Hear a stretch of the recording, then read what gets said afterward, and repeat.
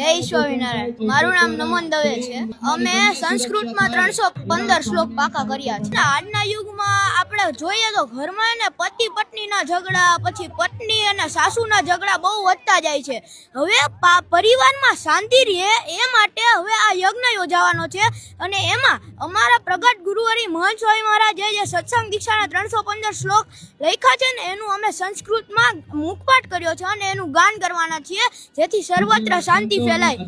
અમે અત્યારે ટોટલ 125 બાળકો છીએ અને દરરોજ બદલતા રહ્યા અને આખા રાજકોટમાંથી 550 બાળકો અને બાલિકાઓએ સત્સંગ દીક્ષા શ્લોકોનો મુખપાઠ કર્યો। જે સનાતન સંસ્કૃત ભાષા છે આપણી, જેમાંથી બધી ભાષાઓની ઉત્પત્તિ થઈ છે, એવી સંસ્કૃત ભાષામાં અમે શ્લોક કર્યા। આમાં તો ઘણા બધા બાળકો એવાય છે જેને ગુજરાતીમાં પણ વાંચતા લખતા નથી આવડતું, તોય સંસ્કૃતના શ્લોક મોઢે કર્યા છે। જો માનવ ઉત્કર્ષ મહોત્સવ છે ને એ ખાલી કઈ સ્વામિનારાયણ સંપ્રદાયનો મહોત્સવ નથી, એમાં તો છે ને બધાય ભગવાનની વાત આવે। આપણો ભારત દેશને કઈ રીતે મહાન બનાવવો, પારિવારિક યજ્ઞ એ તો ફક્ત એનું એક પ્રથમ પગથિયું છે, પરંતુ અપૂર્વ મુનિ સ્વામી જે એના આંતરરાષ્ટ્રીય વક્તા છે અને બહુ જ સરસ પ્રવચન કરે છે, એ આપણને લાભ આપશે। એ શીખડાવશે કે કઈ રીતે માનવો એ મોજમાં રહે છે, કઈ રીતે પારિવારિક શાંતિ જળવાઈ રહે છે અને કઈ રીતે વ્યસન દૂર કરવા જોઈએ અને કઈ રીતે આપણું ભારત મહાન બનાવી શકીએ, એના માટે જ આ મહોત્સવ છે। તમે રાજકોટની જનતા, તમે બધાએ આ માનવ ઉત્કર્ષ મહોત્સવનો લાભ લેજો।